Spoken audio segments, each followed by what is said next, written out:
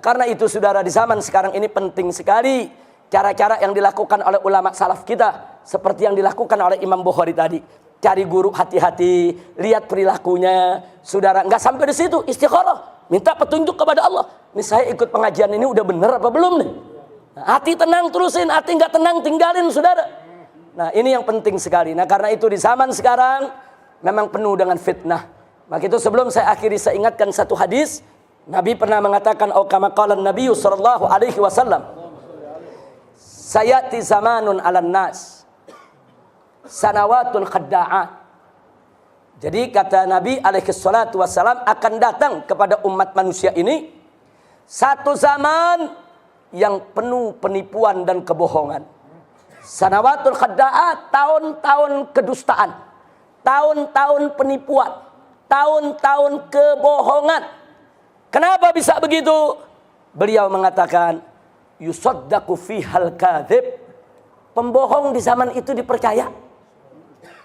Wa yukadzabu bihas shadiq. Sedangkan orang yang jujur enggak dipercaya. Enggak sampai di situ. Wa yu'tamanu fihal kha'in. Pengkhianat dikasih amanat. Pengkhianat dikasih amanat buat mimpin, kan amanat tuh saudara.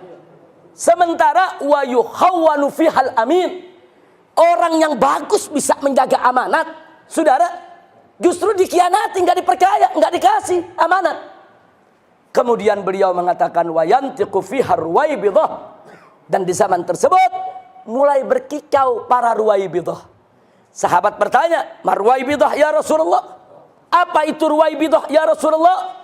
Nabi mengatakan, "Ar-rajulu tafih fi amril ammah." Di riwayat yang lain, "As-safi yatakallamu fi amrin nas." Kata Nabi, ar-ruwaibidah itu adalah orang yang bodoh, enggak tahu urusan umat, sok bicara soal umat. Ini Nabi yang katakan nih, ruwaibidah saudara, enggak ngerti agama, sok bicara agama. Enggak ngerti tafsir, sok bicara tafsir.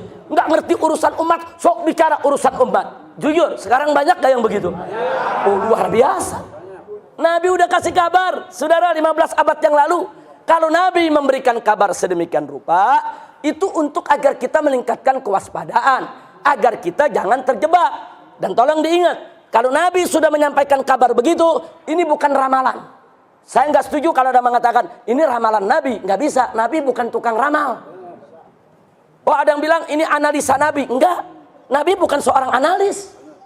Loh, kok ditolak? Yang namanya ramalan bisa benar, bisa salah. Yang namanya analisa bisa benar, bisa salah, saudara.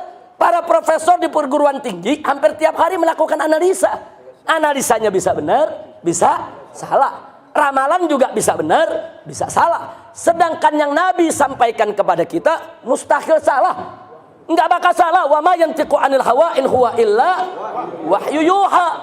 Jadi kalau Nabi udah kasih berita nih nanti bakal begini nih, itu bukan ramalan, itu bukan analis, bukan. Itu adalah khabarun nabawi. Itu merupakan berita kenabian dan itu merupakan dalilun min dalailin nubuwah. Itu merupakan salah satu bukti dari bukti-bukti kenabian Sayyiduna Muhammad sallallahu alaihi wasallam.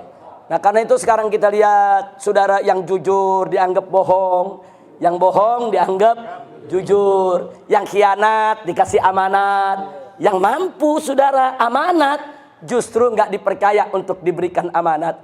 Inna lillahi wa inna ilaihi rajiun. Ya termasuk yang di TV yang teriak-teriak, nggak boleh ada menafsirkan Al-Quran. Yang paham tafsir Al-Quran hanya Allah dan Rasul.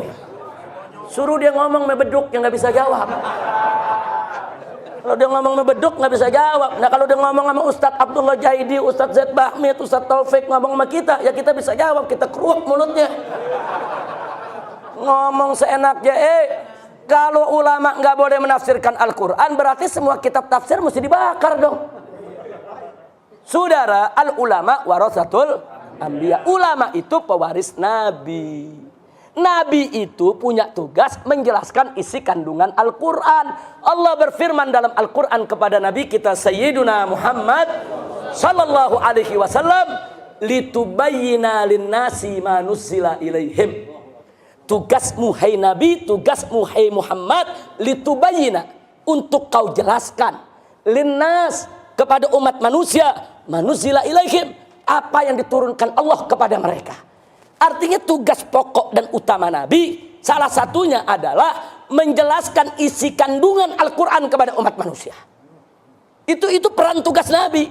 Nah sekarang Nabi sudah tidak ada. Siapa yang mengambil peran tersebut? Al-ulama. Karena al-ulama warasatul anbiya. Kewajiban ulama untuk menjelaskan isi kandungan Al-Quran, untuk menjelaskan isi kandungan hadis Nabi, untuk menjelaskan mana yang hak, mana yang batil, agar umat tidak tersesat.